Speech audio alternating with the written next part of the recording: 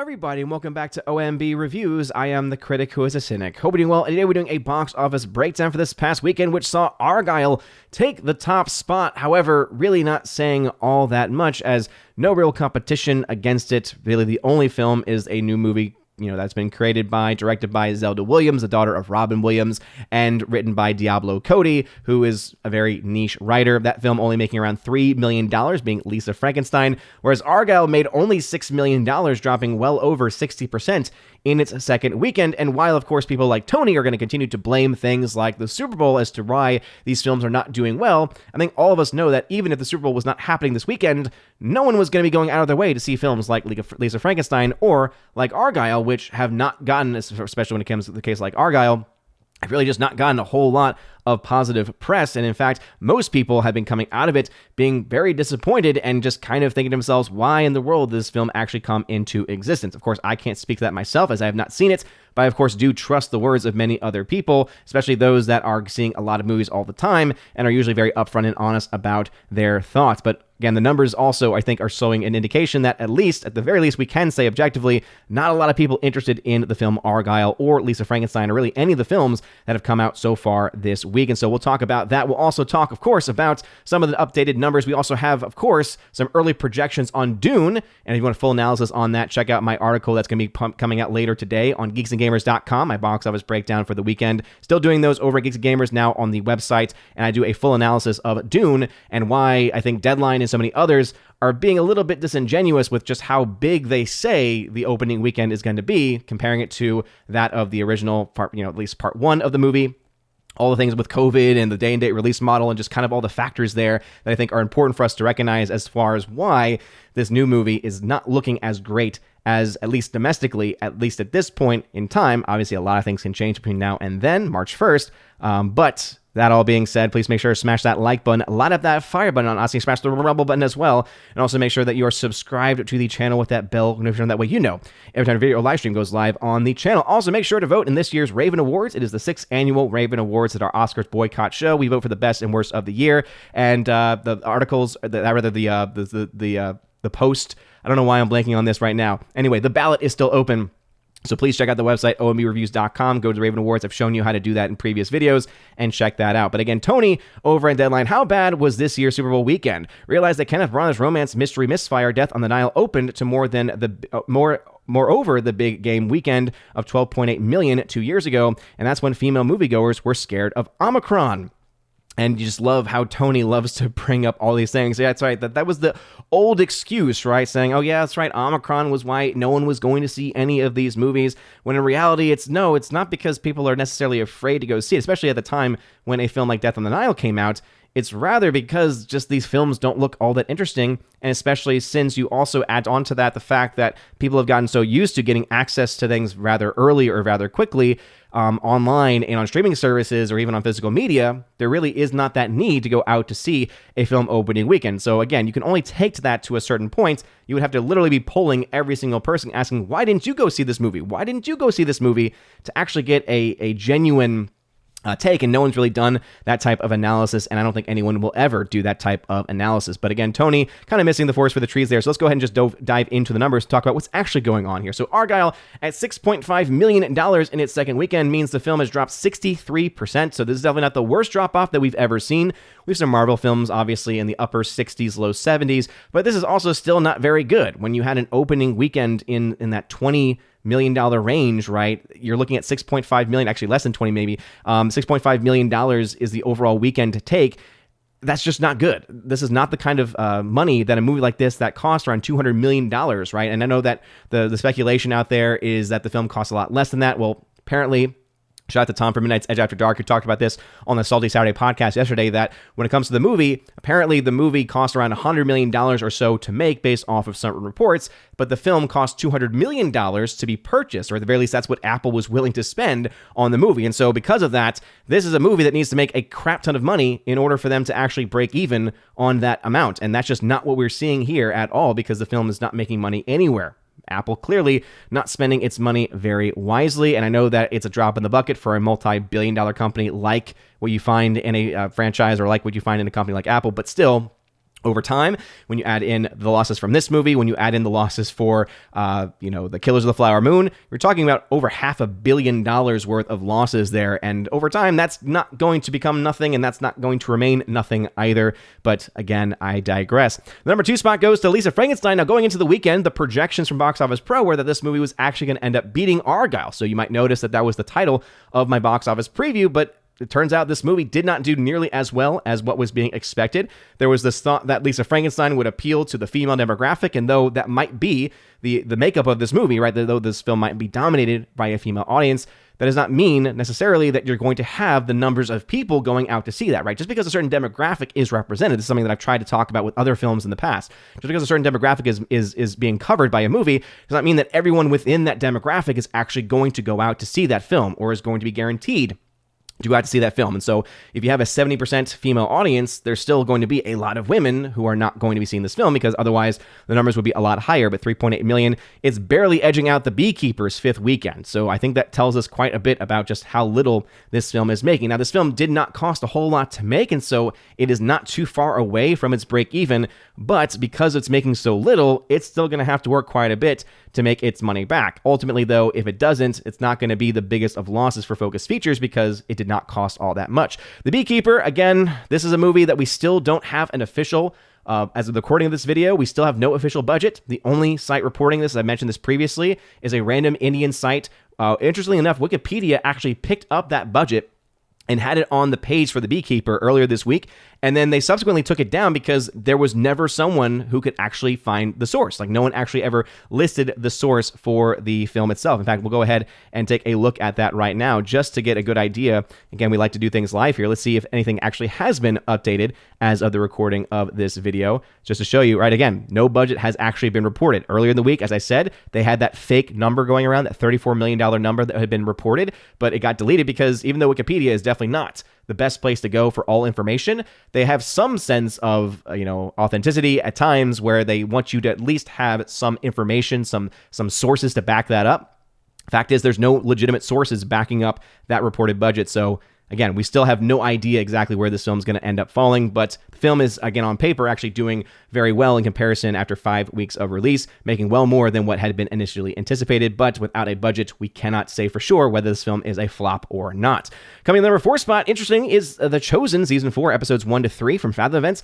These kinds of events, you typically see a very big opening weekend because a lot of people want to support it, and then a pretty massive drop. The fact that this film, the showing of the episodes of Season 4 has actually only dropped 47%, and after being dropped from over 300 screens, that's actually pretty impressive for a type of Fathom Events for The Chosen. So kudos to them for being able to continue to drive out people to go see their show. Still not a show that I'm really all that interested in, but clearly there is a market for it.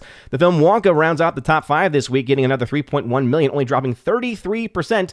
So again, we're seeing very good drops for films like The Beekeeper and also for Wonka. Wonka being that much more impressive, though, because the film is 9 weeks out from its initial release and is over $200 million domestic at this point. So Wonka continuing to make money, even though the film is definitely nearing the end of its life. Obviously, a lack of competition is going to be a big part of why this film has been able to last as long as it has, but also the fact that the film is a decent movie. It's a film that is inoffensive to the source material and also, most importantly, inoffensive to kids, and so it's a film that people can easily go and safely go to bring their kids to. And there's not a whole lot of movies like that these days. Same thing also can be said for Migration, though not nearly as impressive of a release as what you saw from Wonka.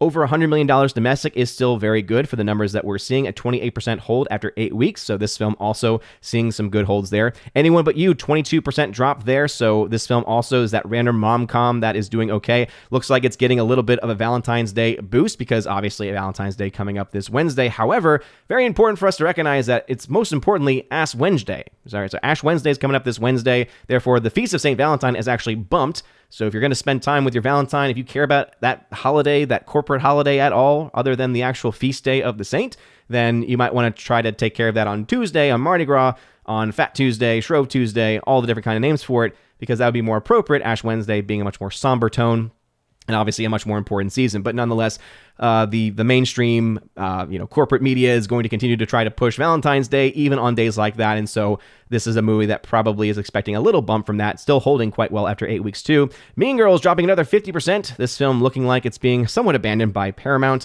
not making any money whatsoever. Again, this is a film that's barely breaking even on paper, making a very small amount of profit. So even if you look at all of those numbers as they come in and you look at the reporting there, this film is still a far cry, a shell of the first film that came out. Interestingly enough, there's also a re-release of Dune in 2,000 screens in preparation for the upcoming Dune Part 1, $1.6 million there, so not a terrible amount. And then rounding up the top 10 is American Fiction, a film that I think is also very good. Also recently got released on two digital media platforms, and so you can check that out for yourself. I don't know if it's available to stream for free yet, but it is available on PVOD services. Let's go ahead and go get to charting. We love doing charting here over at OMB Reviews. And so first off, we have Argyle. This is the only new movie this week that we have as far as that have now been out for 2 weeks that we can make some projections on.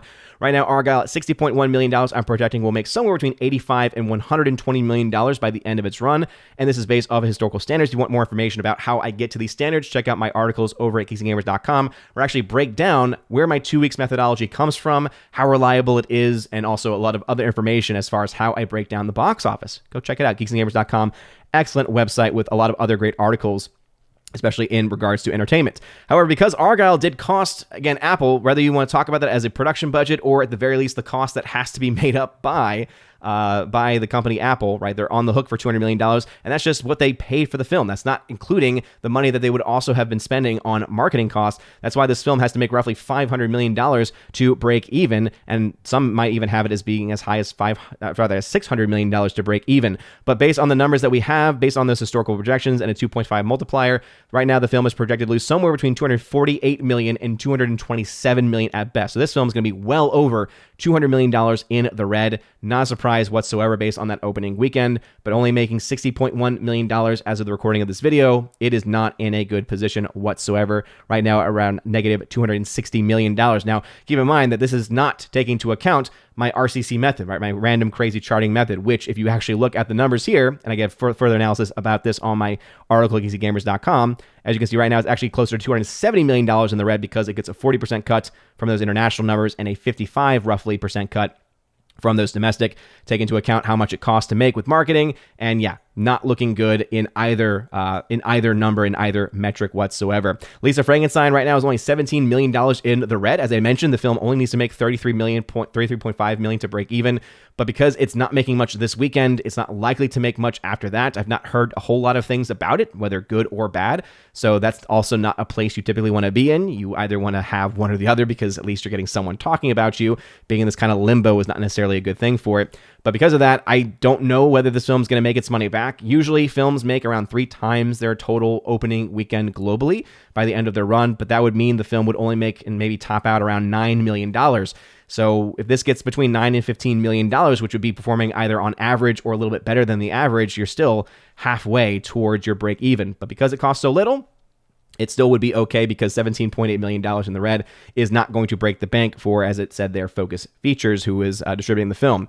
Argyle, as I'd mentioned, is a big financial loss. ISS is pretty much done at the box office and is going to be a loss. $16 million, again, not a big loss for them, but still not a good thing whatsoever for them. Book of Clarence, a $56 million loss, a much bigger loss there, but also a film that's pretty much done. Beekeeper, this is a film, as I'd mentioned, that has a lot of things going on, a lot of weird things for the foreign box office, because some of the sites that report global box office are reporting these numbers earlier than others. So the numbers.com, this is the number right now for it. Either way, though, this film not looking to be a big moneymaker if we assume a $40 million budget, but because we still don't know whether it's $40 million or more, because this is, again, coming from Amazon. So theoretically, this film could have cost closer to $100 million. The film Air cost as much. We still have to wait and see before we can say whether, one, this film is a financial success, and two, how much of a success it is. However, at $40 million, this film is still not going to be one of the bigger box office hits of the year. Mean Girls, right now, again, $4.6 million in the black, so still going to make a small amount of profit, but not saying that much.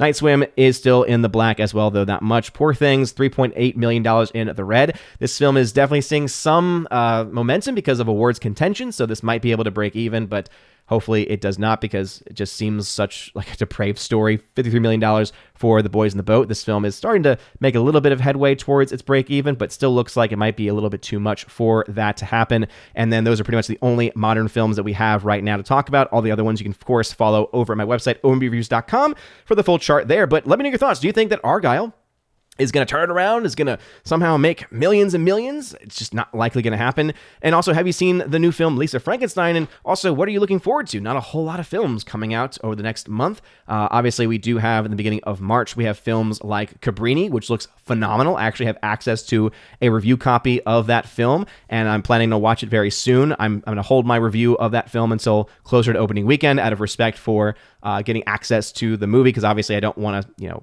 kind of rain on their parade. I want to be able to help them as much as possible because it's coming from Angel Studios, and obviously I would really like that film to be able to succeed, but that's what's on my radar. And of course, Dune Part 2 as well. And let me know your thoughts about these things. Also, check me out over at Critic List as well, where I continue to post box office information there in the group that I have, and also I continue to post reviews for movies. So if you want to know where the movie reviews have gone, I'm mostly on Critic List now because it's a lot easier to be able to get those out very quickly, and it's also a really cool site. Not sponsored by them, but I just want to see them succeed because it's awesome. Shout out to you, Blaine. You know who you are. Anyway, let me know lots of best anything else I mentioned in the comment section down below. If you like this video, oh man, I'm speaking even too fast for myself. If you like the video, smash the like button, light up that fire button, honestly, smash the rumble button as well. Also, make sure to share this out as well. Helps out with the algorithms, helps also keep everything afloat here on the channel. You guys are all amazing and beautiful people. Have a wonderful rest of your day. And as always, God bless.